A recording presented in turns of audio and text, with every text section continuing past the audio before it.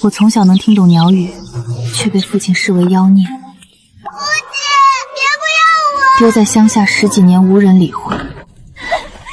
后来镇远大将军萧玄玉狩猎时坠马断腿，成了废人。让我嫁给一个双腿残疾的废物，我堂堂尚书府千金，绝不是活剐。就算是打死我，我也绝不吐出将军府半步。父亲为保全尚书府名声，连夜将我从乡下接回，逼我顶替妹妹嫁过去。我不嫁。父亲，你不嫁也得嫁！这群蠢货！主子早就在江南囤了100万两私房钱，断腿也是装的，就等皇上收回兵权后，带媳妇儿去江南享福呢。父亲，喳喳喳喳喳，谁嫁过去，谁就是江南首富的当家主母。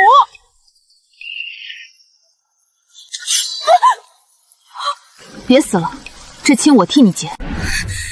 苏凌旭，你又打什么主意？自回家起你就不情不愿，怎么这会儿就答应了？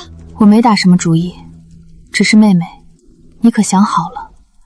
若是将来反悔，可别怪我抢了你的姻缘。一个连站都站不起来的废人，我嫁过去干什么？端屎端尿吗？再说了，平阳侯府的陆世子早就对我情有独钟，我可是要当侯府未来主辅的人，怎能为了一个摊子操脱青春？你妹妹从小娇生惯养，哪里吃得了伺候病人的苦？你在乡下长大，干惯了粗活，定是吃苦耐劳的性子。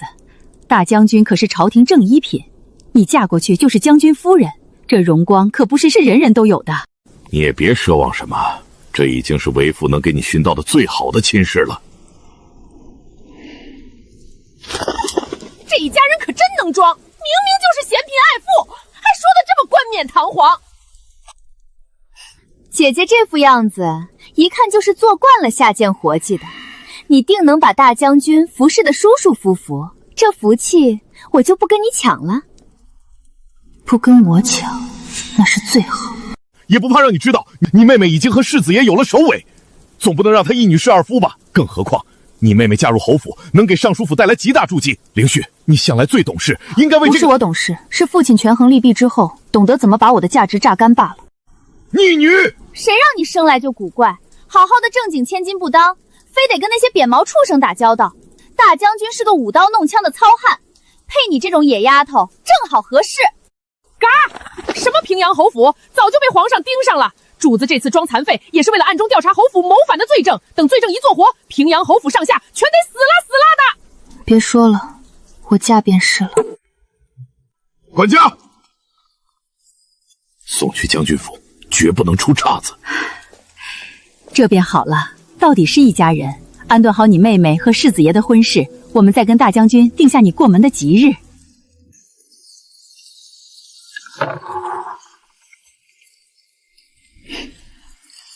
王婆子，给我弄张床和干被子。呸！给个残废冲洗的通床丫头，哪来的娇贵命？冻不死就成了。放肆！我便是再落魄，也是尚书府名正言顺的大小姐。你一个奴才，也敢骑到主子头上撒野？哎呦，大小姐，不是老奴不给，是二小姐发话说您不配用府里的好物件。既然她不让我好过，那今晚谁也别想睡。不过是少床被子，你非要闹得鸡犬不宁。母亲说的轻巧，我若不立威自保，恐怕就要冻死在这儿了。你若有育儿半分讨喜，又岂会如此遭遇？你给过我讨喜的机会吗？从小你就偏心，长大也是。如若你能把我当个人看，我自会敬你是长辈。既是做戏，大家面上过得去就行。明日就是育儿的订婚宴，你给我老实待着，别出来丢人。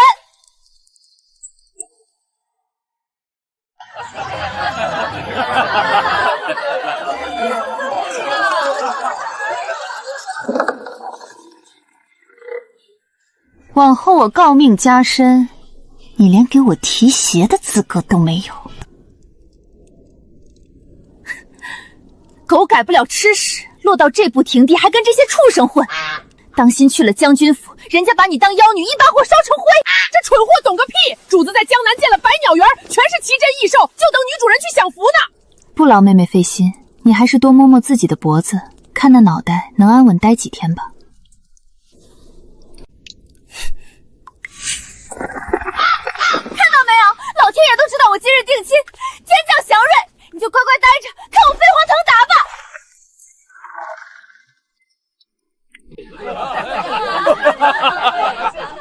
快看天上！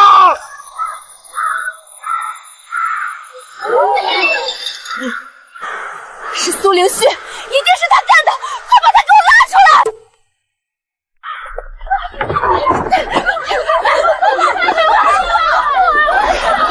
姐姐，你嫉妒我嫁入侯府也就罢了，为何用妖术驱使鸟群来诅咒我？你为何如此歹毒？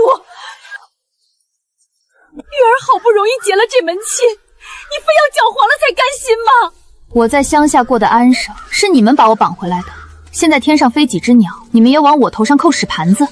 早知你生来是个祸害，我就该把你溺死在公桶里。生下来不抱，5岁就扔掉，我倒宁愿当年被你溺死，也不做你的女儿。好，你这孽障！从今日起，我就当没生过你这个女儿。这分明是记恨爹娘当年送她去乡下，今日故意找来这晦气东西报复我，女儿好怕。去，把嫁妆单子拿来。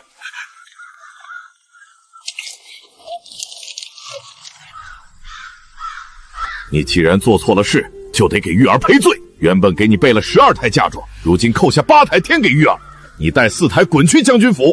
爹爹，他今日这般对我，一台都不该给他留。玉儿的排场必须是全京城独一画，至于这妖女嫁给一个失势的残废，哪来的脸面挑剔嫁妆？世子慎言，大将军是伤了腿，不是死了。他为国戍边，战功赫赫，你算个什么东西？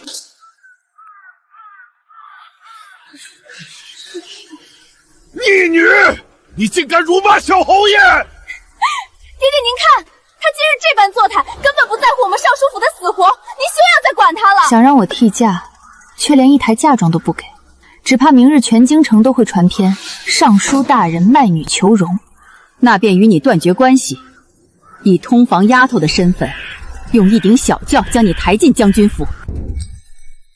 母亲想必早就盘算好这一天了吧？今日断亲，是你生来带煞，冲撞门楣，尚书府容不下你这等不孝的孽种。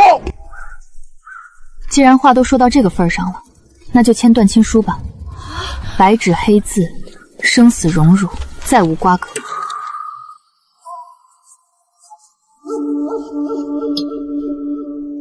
这下可舒心了，以后这妖女的死活都与你无关了。那是自然。有了这张断亲书，之后侯府通敌谋反被抄家，也连累不到我了。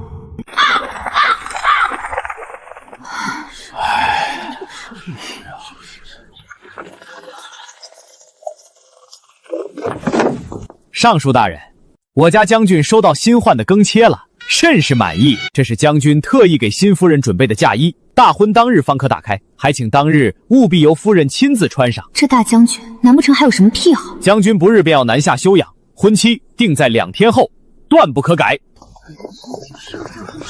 天后，那岂不是跟我的婚期在同一天？我倒要看看他一个通房丫头配穿什么破烂嫁衣。这是将军送我的东西，除非你嫁给他，否则别想开这箱子。定然是怕太寒酸落了面子，才会这般藏着掖着。玉儿别气，到时候侯府给你准备的嫁衣定会比他的华丽100倍。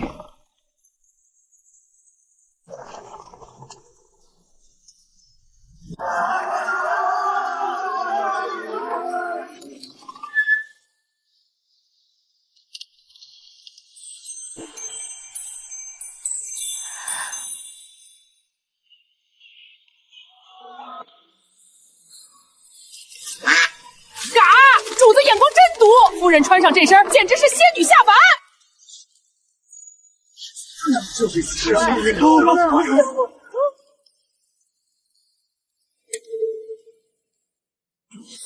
件衣服是从哪里偷来的？一个落魄将军怎么可能买得起这种浮光锦？你竟敢为了压你妹妹一头，去外面租住这种玉制的衣服，你是想害死我们尚书府吗？来人，给我把他那身衣服扒了！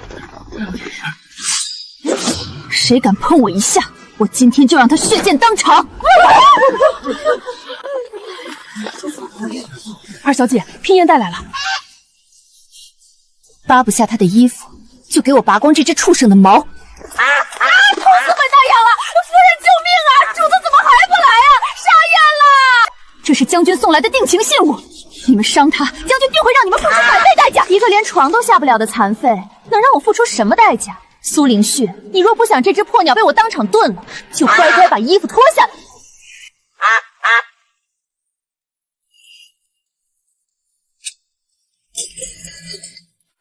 放开他，我脱。嘎！夫人别脱！本将倒要看看，谁敢动我未过门的妻子！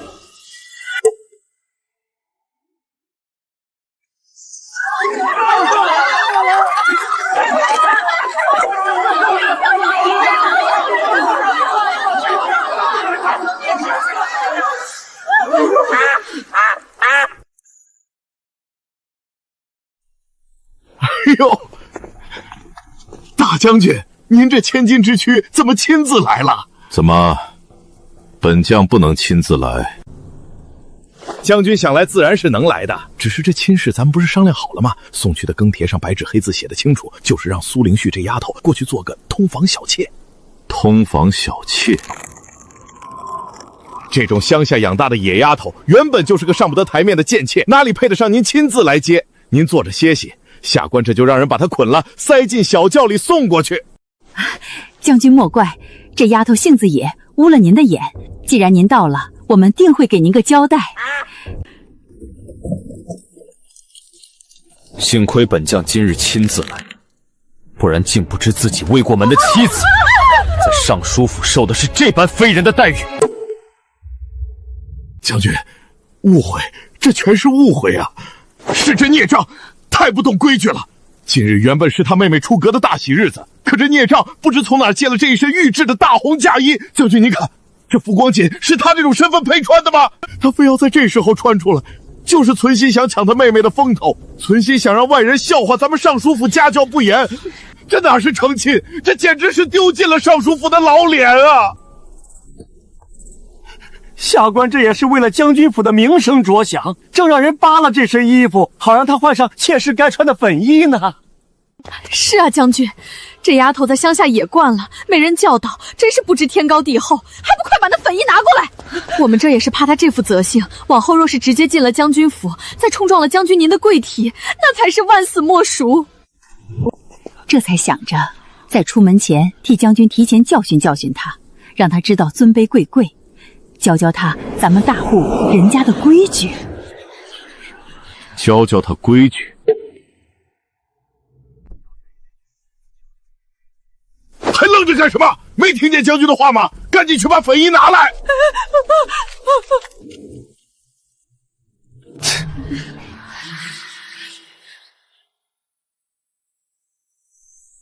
世子，这位就是苏家大姑娘，这容貌气度，竟把二小姐比得像个寻常丫鬟。看陆世子这眼神啊，谁说不是呢？当初陆家想定的是苏家大姑娘，结果大姑娘被扔乡下，如今一见，这才是真正的正式气派。世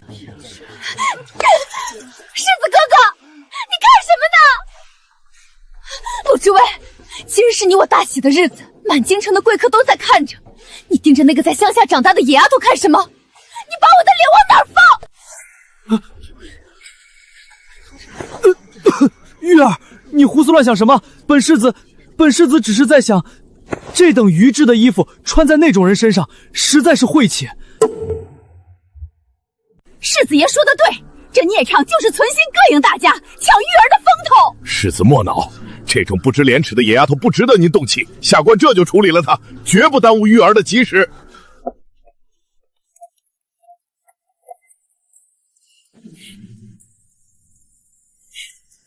哟，本世子眼拙，竟没注意到大将军在此。看将军这副模样，坐在这木椅子上挪动，想必是挺费劲的吧？大将军，这大好的日子，大家都挺忙的。您既然是来接您那个通房小妾的，那就赶紧领走吧，别在这儿堵着门，耽误了本世子和玉儿的吉时。还愣着干什么？一个个都死透了吗？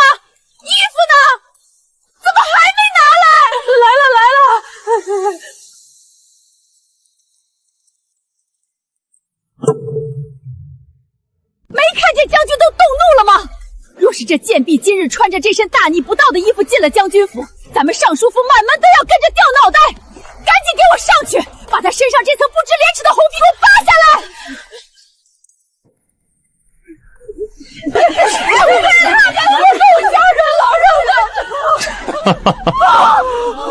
扒他的衣服，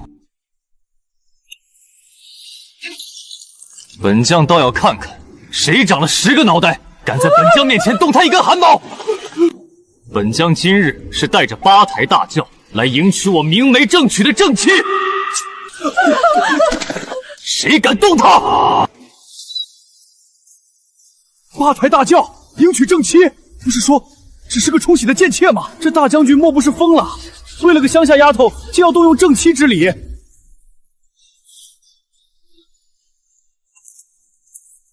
将军，今日这戏演的也够了。我知道你对我用情至深，舍不得让我另嫁他人，所以才整出这么多动静来。可你现在已经是个断了腿的残废了，哼！萧家没落已成定真，你连自己都保不住，还拿什么给我想要的荣华富贵？我已经答应要嫁给世子哥哥了，侯府才是我的去处。常言道，好女不侍二夫，你还是趁早死了这条心，带着这野丫头赶紧走吧，别在这儿自取其辱了。二小姐这是失心疯了吗？将军明明是在护着大姐，她哪来的脸觉得将军是为她来的？这脸皮简直比城墙还厚。将军息怒，将军息怒！玉儿这孩子年纪小，说话直，您千万别往心里去。苏灵旭这丫头，您要带走便带走，今日便由将军处置。将军，咱们2家定亲的事儿京城皆知，可玉儿如实已经许给了平阳侯府，这喜帖都发出去了，木已成舟，实在没法改了。您若是实在对咱们苏家的女儿放不下，心里还喜欢，那就先收了灵旭这丫头当个通房。灵旭这孩子虽然在乡下野了点儿，但胜在身子骨结实。等往后您这双腿，等您身子养好了，咱们尚书府定会再给您寻一门门当户对的正妻。您看这样如何？堂堂大将军落得个要尚书府施舍妾室的地步，真是落难的凤凰不如鸡呀！夫人这算盘打得真响，拿大小姐当个物将塞过去，还得落个好名声。尚书夫人，你是当家主母，见多识广，你且仔细瞧瞧，指着本将夫人身上这件嫁衣，告诉在座的诸位，这是什么规制？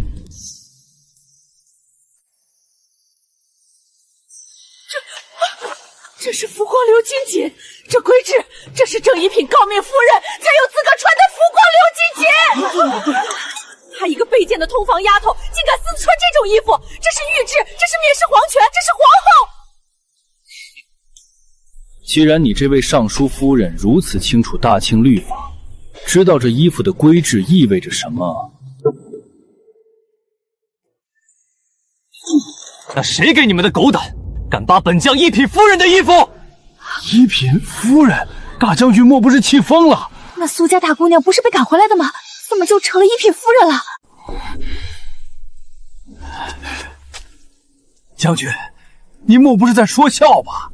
为了护着这个孽障，您连这种弥天大谎都敢撒！他苏灵旭是个什么货色，没人比下官更清楚。一个在乡下庄子里喂了12年猪的野丫头，大字都不识几个，满身的小家子气。我有证据，将军看清楚了，就在刚才，他已经被我尚书府断了亲，逐出了家门。他现在不过是个没爹没娘、无名无分的流民。哼，就这样一个卑贱的弃女，她哪来的资格穿正一品诰命服？她配吗？将军，私受诰命可是大罪，您为了一个弃女断了自己的前程，可不值得。这饭可以乱吃，话可不能乱讲。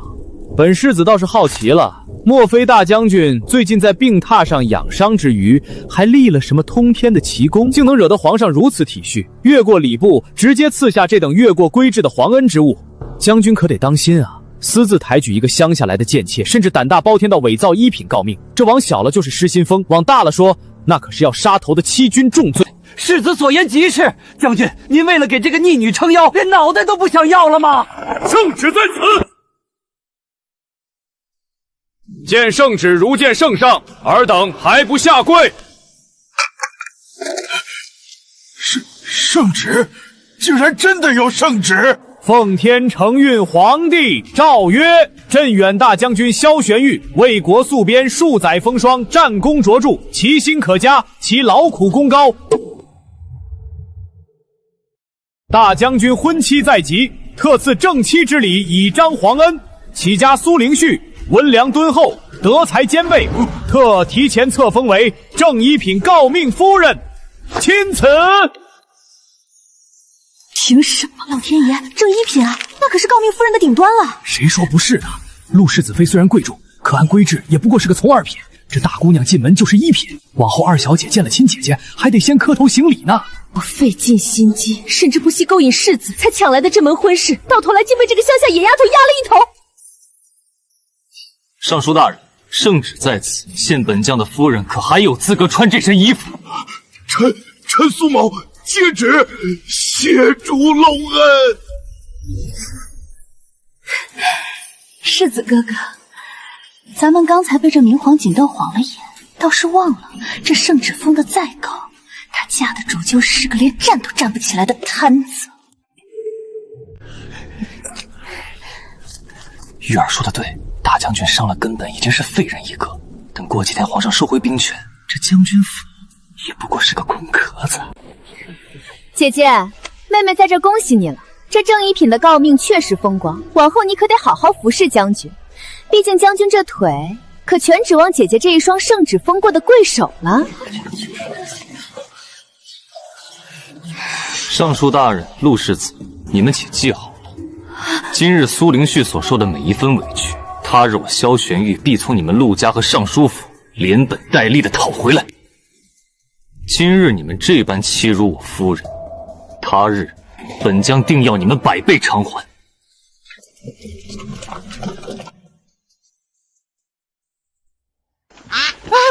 主子，你可算来了！老子差点就被拔成突击了！这群丧天良的坏人要拔我的毛，还要把我炖了汤。夫人为了救我，被他们推到地上，还挨了这群狗奴才好几脚呢！大将军息怒，不过是一只扁毛畜生。将军若是喜欢，下官明日送您一打更好的。将军有所不知，这孽障从小就性情鬼怪，成天不跟人说话，倒爱跟这些鸟兽叽叽喳喳，实在是不合规矩，丢尽了尚书府的脸面。就是正经人家的大小姐，谁会招引这些畜生？下官是怕这风声传出去，惹得京城百姓议论纷纷，说将军娶了个妖女进门。为了将军的名声，下官这才忍痛替将军提前教训了一下。教训一下？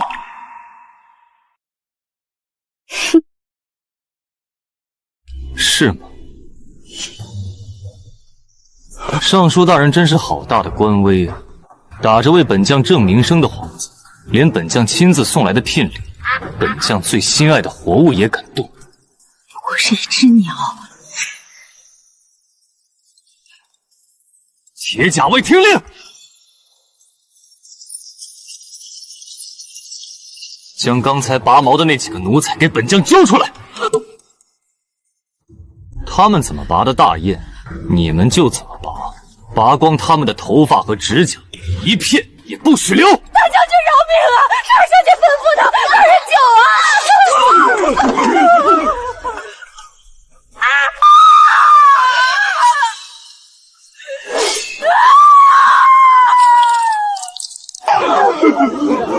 将军，你如此大开杀戒，眼中还有王法吗？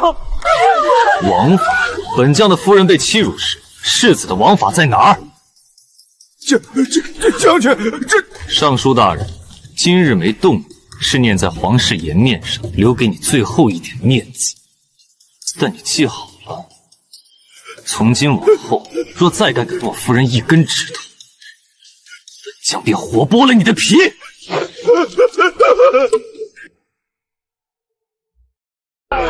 各位宾客，请在原位莫动。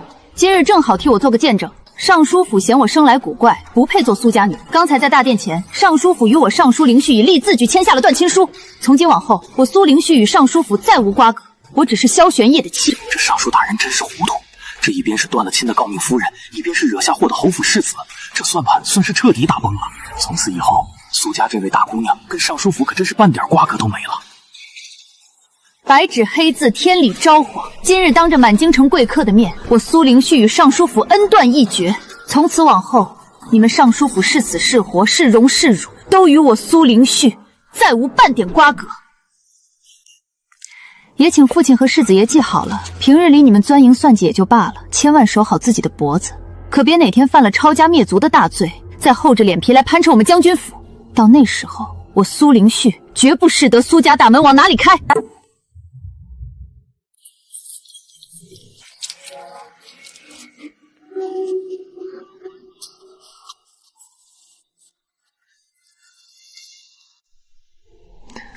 夫人，该说的话都说尽了，这种误会之地，不待也罢。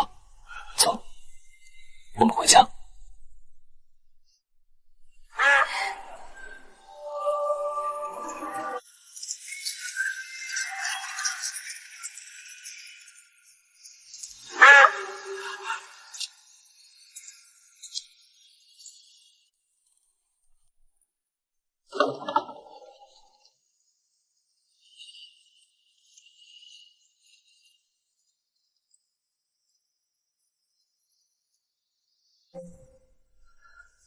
夫人，辛苦你了。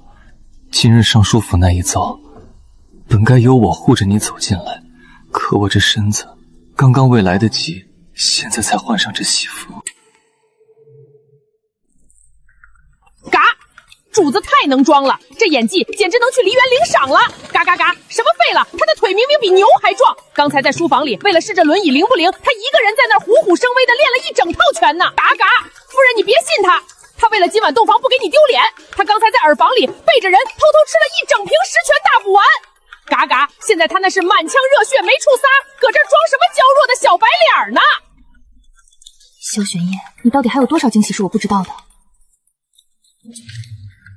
夫人，你抖得这么厉害，可是今日受了惊吓，身子不适。嘎！主子瞪我，他急了，他急了！夫人，你看他那眼神儿，恨不得把我毛再拔一遍。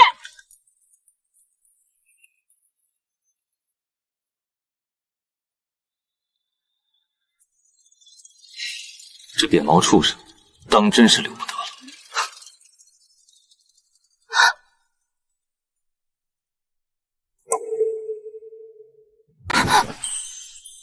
夫人既然早就听懂了这呆头雁的胡言乱语，为何不当场拆穿为夫，反倒坐在这儿看为夫演戏？你刚才说什么？你能听懂那只雁说话？你也能听懂鸟语？不然呢？夫人觉得，一个在朝堂上步步惊仙的将军，若只是为了消遣，何至于在这寸土寸金的京城大费周公的建一座占地100亩的百鸟园？难道是见着玩的吗？外界传你性情乖戾，喜好独特，原来那百鸟园竟是你的耳目。这京城人人都说苏家长女是个妖孽，唯恐避之不及，可我却偏偏在等这个妖孽。我早就听闻苏家有个能通兽语的女儿，因为这项本事被生父生母厌弃。我一直在想，若世间真有这样奇妙的女子，定是我萧玄玉此生唯一的同类。今日在尚书府，看你身为千金之躯，却肯为了救下一只素不相识的大样去挡那群奴才的毒脚，我便知道，果然是你。你到底是什么时候会这个的？嘎！主子那是打娘胎里带出来的本事，当初主子还在襁褓里，就能指挥御花园的麻雀偷皇后的金簪玩，这本事他藏的可比他的腿深多了。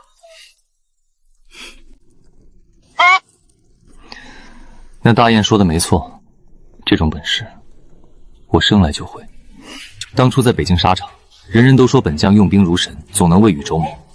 其实那是天上的雄鹰在为我引路，是林间的走兽在替我盯梢。我借着这些飞禽走兽刺探敌军军情，战百胜，这才立下累累战功，一步步平步青云，坐上了这镇远大将军的位置。真是讽刺啊！明明是同样的本事，到了将军这里，便是惊天伟地的才略，让你成了百姓口中保家卫国的大英雄，可落到我身上，却成了招致灾祸的邪祟。我的亲生父母嫌我古怪，视我为妖孽，为了尚书府的名声，他们甚至不愿多看我一眼，直接将我丢在乡下的庄子里，任由我自生自灭了12年。那不是你的错，要怪只能怪他们这双肉眼凡胎瞎了眼，不识这世间至宝。在这将军府，在这大清朝，以后有我在，你想干什么就干什么，没人能再关着你，也没人能再对你指手画脚。将军此话当真？苏林起在乡下野了12年，不懂什么京城的规矩，更不是那等逆来顺受的娇花。若旁人要踩我一脚，我可是要见血还牙的。好一个见血还牙！本将要的就是你这份野性。你记好了，从今日起，我萧玄义不会再让任何人轻贱你一分一毫，哪怕是那尚书府的人，若敢再来犯你，本将定叫他们追悔莫及。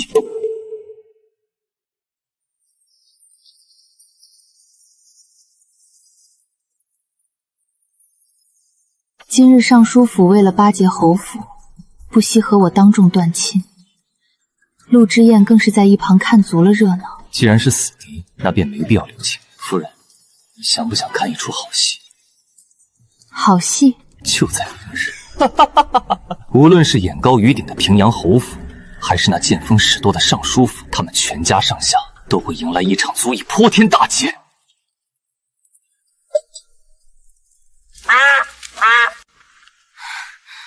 这世子妃一进门就急着要看聘礼，连交杯酒是尚书府嫡女燕建高。听说世子这次为了压过将军府，可是下了血本，这箱子里定是沉甸甸的金砖。快给本妃打开，我要看看这京城独一份的聘礼到底有多荒言。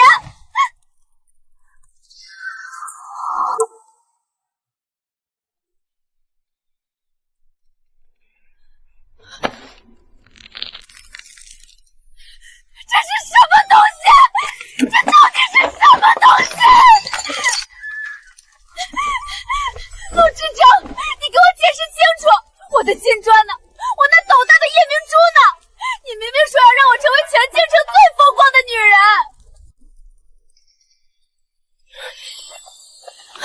玉儿，你瞧瞧你现在的样子，哪里还有半点侯府女主人的体统？本世子一直以为你与那些庸俗女子不同，我以为你是个重情重义、高洁孤傲的奇女子，根本不在乎这些黄白俗物。哼，难道你当初哭着喊着要嫁给本世子，甚至不惜背负抢夺亲姐姐婚约的骂名，竟然只是为了这些冰冷的侯府钱财吗？你对我的情谊，难道就值这几块破石头？陆之英，你这个骗子！我从小娇生惯养，吃的用的哪一样不是最好的？没金山银山，你让我以后怎么活？我真是瞎了眼！早知道你这堂堂侯府就是个入不敷出的空盒子，我还不如去嫁给那个萧玄玉。他就算是个残废，起码那一箱子浮光锦是真的，起码他给的聘礼是真的。嫁给那个残废，苏宁玉，本世子看你是被猪油蒙了心。你以为他萧玄为拿了几匹破锦缎，就真能翻身了？本世子早已掌握了他通敌的铁证，明日早朝便呈上龙案，让他落得个满门抄斩的下场。他一个废了双腿的病猫，掌握着3军兵权，早就成了皇上的眼中钉、肉中肉。不怕告诉你，本世子早已代表平阳侯府联手当今皇上，明里暗里，天罗地网，我们要的就是将他连根铲除。他萧玄玉根本活不过这个月了。你现在说想嫁他，难道是想赶着去给他陪葬吗？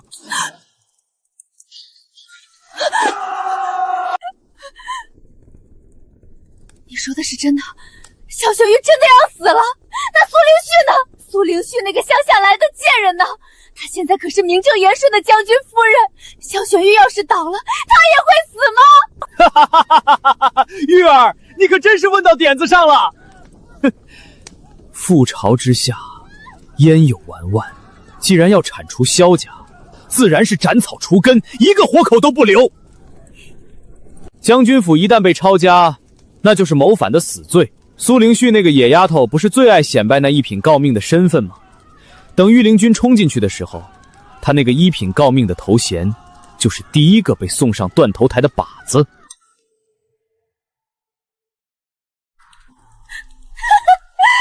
砍头，好，砍得好！只要苏灵旭那个贱人死会死得比我惨，只要能亲眼看着他身首异处，这几口破箱子算什么？就算侯府现在是空壳子，我也还是风风光光的世子妃，而他只能去黄泉路上当个没命的一品夫人。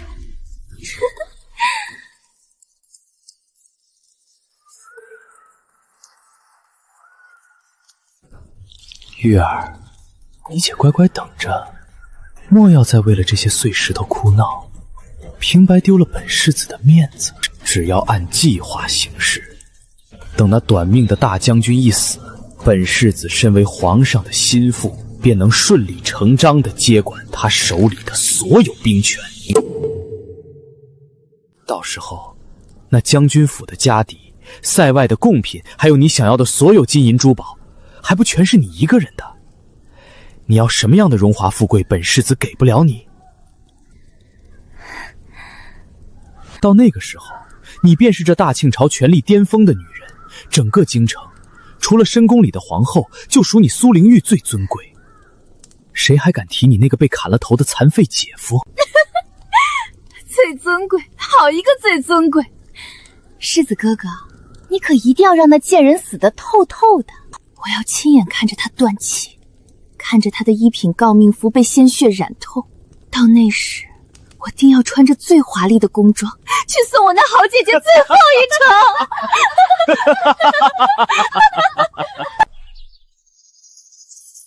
去！放开本世子！你们疯了吗？本世子是皇上亲信，谁给你们的胆子？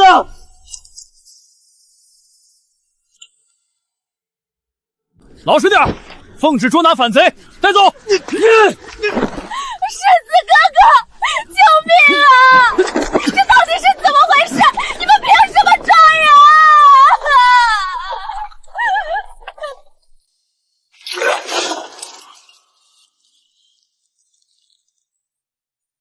尚书大人，您这汗流的可不太寻常啊！瞧瞧陆世子那惨样，怕是天要塌了。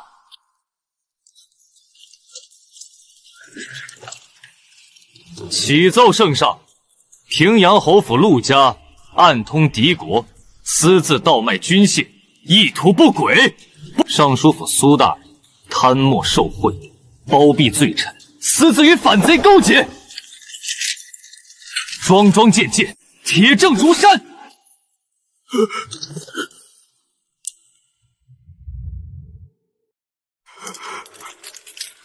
陆世子，昨日那场全京城侧目的迎亲礼，想必是风光无限吧？那卖国所得的银两，办起喜事来是不是格外顺手？本将昨日之所以隐忍未发，甚至还送了一份大礼去尚书府，就是为了让你这位准新郎官能风风光光地过完这人生中最后一天，好生享受享受那侯府最后的荣华。只是不知那昨日的喜宴滋味如何？这黄泉路上的断头饭，陆世子吃的可还满意？杀人诛心啊！这断头饭在尚书府的沉默，原来是在替他们倒计时。萧玄玉，你这残废，你血口喷人！你是因为记恨本世子娶了苏家的嫡女，才故意设局害我！皇上，将军他功高债主，如今更是不惜伪造证据，想要排除异己。他这是在企图污蔑朝廷命官，是在公报私仇！皇上明鉴呀！萧玄言他自知配不上苏家，分明是嫉妒臣娶了苏家名正言顺的嫡女，这才故意设计陷害，打击报复。这证据一定是伪造的，请皇上明鉴，莫要被这个居心叵测的废人给骗了呀！放肆！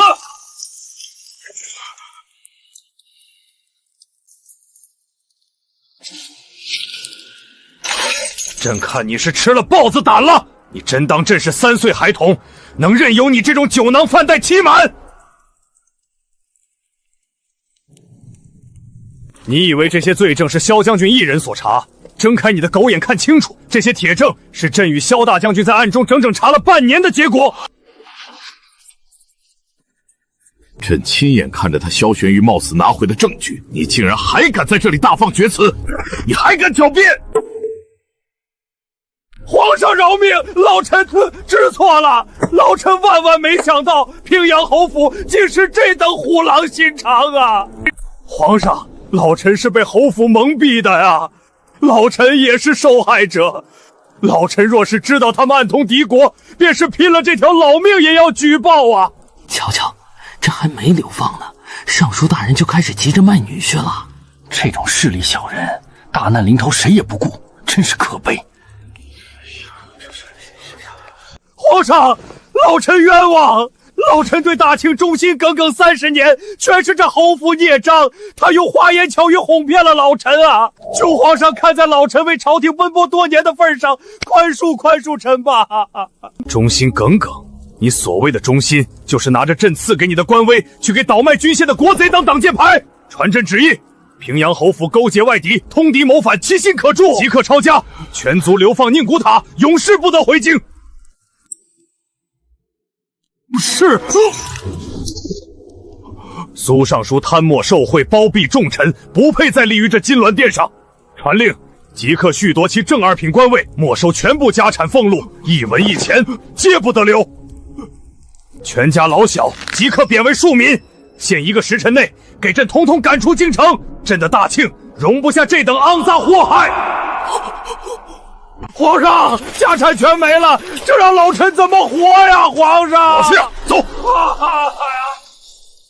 抄家贬庶，这比杀了他们还难受啊！这就是动了大将军的心尖子，遭了天报了。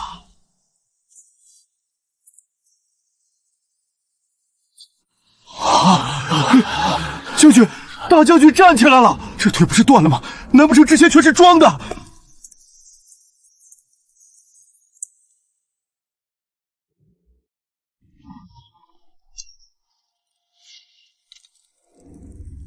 罪臣萧玄玉，次之犯下欺君之罪，为查清逆贼罪证，臣不得不假称坠马断腿，装残疾以避人迷目，暗中部署。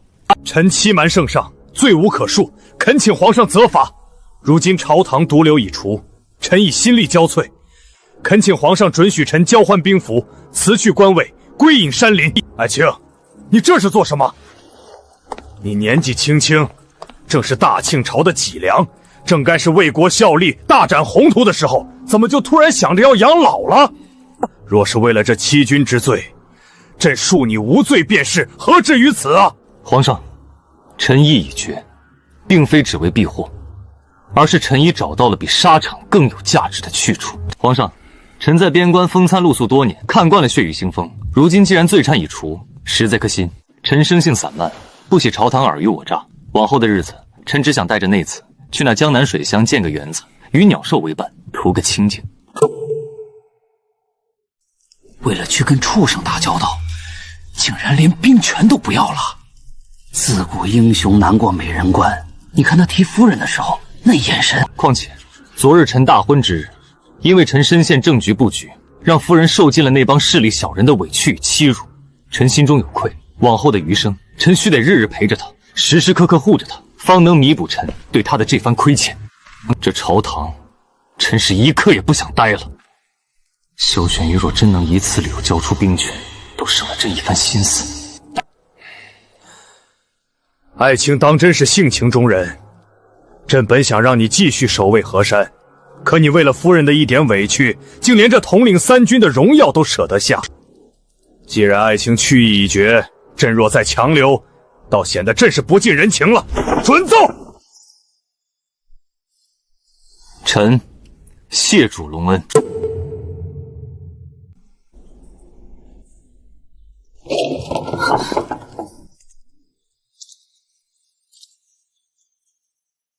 将军今日回府的这般早，看你这副模样，朝堂上的事夫人，成了！从今往后，为夫彻底自由了。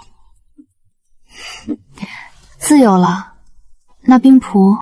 兵符还了，官位也辞了。这京城的尔虞我诈，再也困不住本将，不，困不住我萧玄玉了。我们现在就收拾东西，立刻动身。这破京城，多待一席都嫌腻味。我们下江南，去百鸟园，去过我们的神仙日子去。好，你说去哪儿，我们就去哪儿。这多嘴的扁毛畜生也得带上。那是自然。灵虚，我的好女儿，你救救玉吧！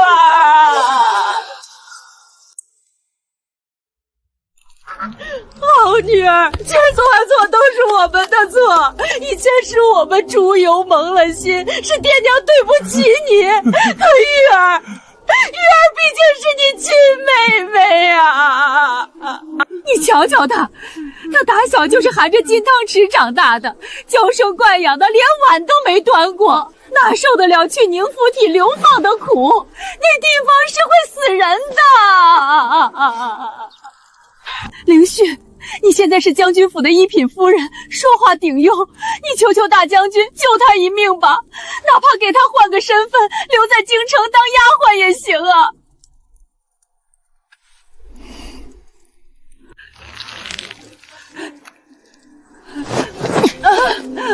别用你的脏手碰我！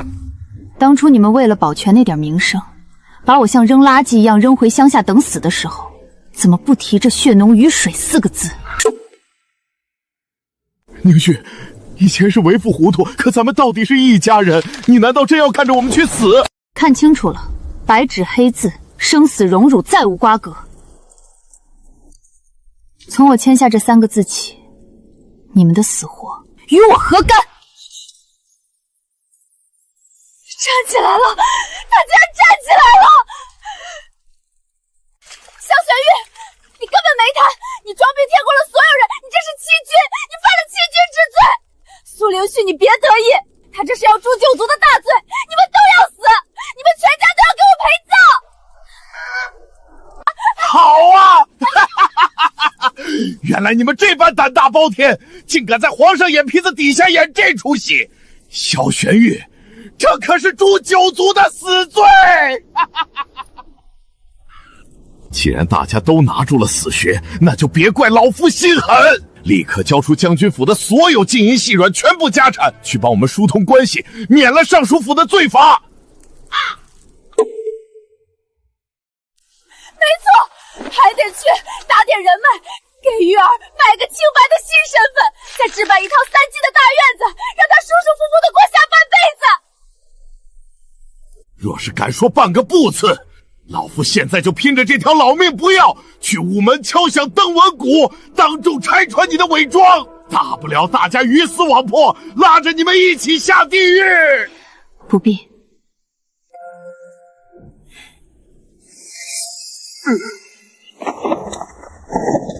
敲灯闻鼓，去告吧。皇上早就知道真相，这兵权是本将自己不要的，想拉本将一起死，你也配？瞧瞧，这就叫机关算尽太聪明，搬起石头砸了自己的脚，想拉着亲生女儿女婿一起死，这哪是亲爹，这是毒蛇呀！是啊，都是你毒妇，是你非要偏心苏灵玉这个丧门星、扫把星。要不是你成天在老夫耳边吹风，要不是你纵容那个蠢货去攀高枝，老夫何至于丢了这2品官职，全家沦为贱民庶民？老夫这辈子都被你毁了！你现在怪我，苏长青，你还有没良心？当初吞掉灵旭那12台嫁妆的时候，你不是数钱数的最痛快吗？当初要把灵旭那个妖女赶出家门的时候，你不是拍案叫好吗？现在出事了，想推到我头上，你做梦！吵什么吵？通敌谋反案的家眷还在将军府门口撒什么野？时辰到了，所有流放犯立刻带上枷锁，给老子赶紧上路！还在那磨蹭什么？真当自己还是世子妃呢？给老子滚起来上路！世子哥哥，世子哥哥，救救我！我是玉儿啊！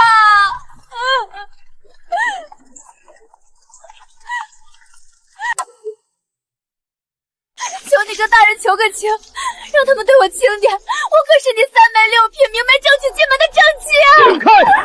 你这个贱妇，别用你的脏手碰本世子！正妻，若不是为了娶你这个丧门星，本世子何至于落得满门抄斩、抄家流放的下场？你就是个克全家的扫把星，克了你姐姐不够，还要来克我侯府！看到你就晦气，给我滚，滚远点儿！叫什么叫？到了宁宫体，有的是时间让你们这对苦命鸳鸯亲热。走，这就叫现世报。当初抢人家婚事的时候多威风啊，现在被自家男人当狗踢，该看着就通体舒畅。这种卖女求荣的家里出来的，就该是这个下场。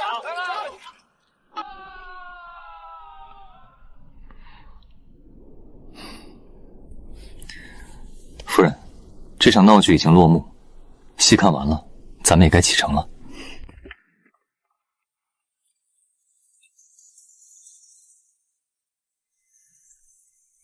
嘎，走喽！终于离开京城这破地方了，整天听那些人勾心斗角，本大爷的耳朵都要起茧子了。嘎嘎，江南的母燕们，本大爷来了，让你们见识见识什么叫京城第一美男子。等着本大爷来临幸你们吧！嘎嘎嘎嘎！夫人怎么笑得如此开心？夫人方才笑得那般快活，快与为父说说，这扁毛畜兽到底说了什么惊人之语？他呀，嫌这京城太肃杀，正嚷嚷着等到了江南，要凭他这副英姿，找成群茄队的母燕当相好的呢。找相好的？他这副有些秃毛的模样，江南的母燕怕是瞧不上。既然这畜后都有了奔头，那夫人等到了江南，在这繁花似锦之地，夫人心中最想找的是什么？我想找个没人认识我的地方，在那里，我每天可以自由自在地跟鸟兽说说话，听听山间的风声，再也不用去揣摩那些虚伪的心思，再也不用看那些所谓的至亲冷脸相对。只要有你在，哪里都是我的神仙归处。你想过的清静日子，为父心中有数。放心，那里没有尚书府的算计，更没有宫廷的尔虞我诈。你想找的地方，为父早就给你准备好了。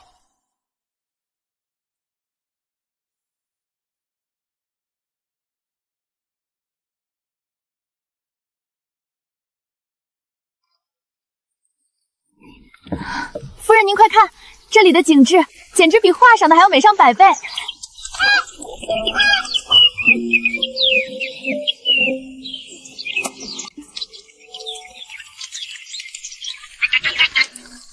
夫人，您不知道，大将军为了给您准备这份礼，早在半年前就在这儿动工了，占地100亩，几乎把这太湖边最美的一块地都给圈进来了。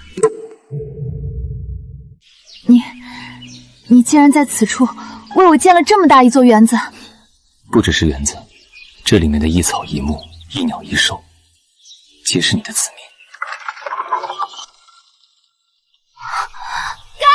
夫人好漂亮，夫人回家了。夫人，园子里可想死你了。阿雪，这百鸟园的所有生灵，包括那只聘燕，都是你的子民。我来了，我再也不走了。在这里，没人会叫你妖孽，你只是这百鸟园唯一的王。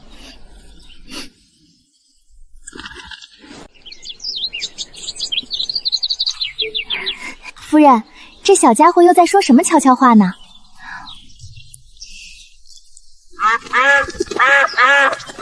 他说，京城那位新上任的尚书大人治家极严，前几日还把一个试图回京打秋风的远亲给轰了出去。那些丧家之犬不必再听，没得脏了夫人的耳朵。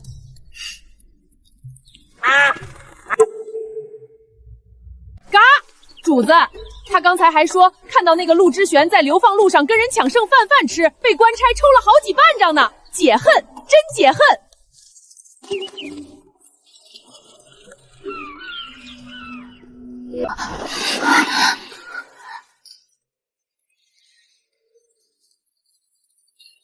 夫人，白日里听了那么多八卦，晚上是不是该补偿补偿为父了？你且照顾我点儿。嘎，主子这体力也太逆天了吧！